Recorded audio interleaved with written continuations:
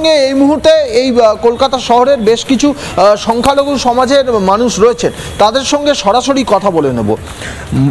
মুখ্যমন্ত্রী মমতা বন্দ্যোপাধ্যায় বারবার দাবি করেন যে তার দল, তিনি নিজে সংখ্যালঘুদের জন্য অনেক কিছু করেছেন, সংখ্যালঘু দরদি। কিন্তু একদিকে বিজেপি বিরোধী দলের সভায় সংখ্যালঘুরা যোগ দিতে হচ্ছে বলে আক্রান্ত হতে হচ্ছে, কি বলবেন?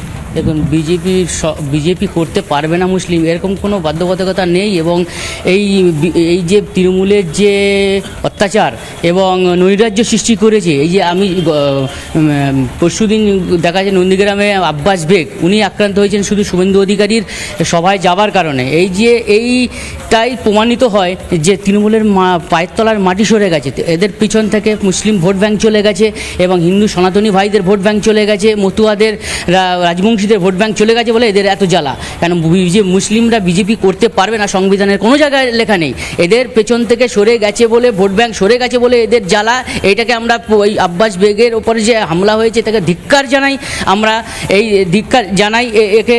এবং এই তৃণমূলকে উৎখাত করার জন্য আমরা মুসলিমরাও এসছি, মুসলিমরাও একত্রিত হয়েছি এবং সংখ্যালঘু মুসলিমরা আজ ওর পেছন থেকে সরে গেছে। মুসলিমদের নিয়েই তো ওরা আজ ক্ষমতায় রয়েছে।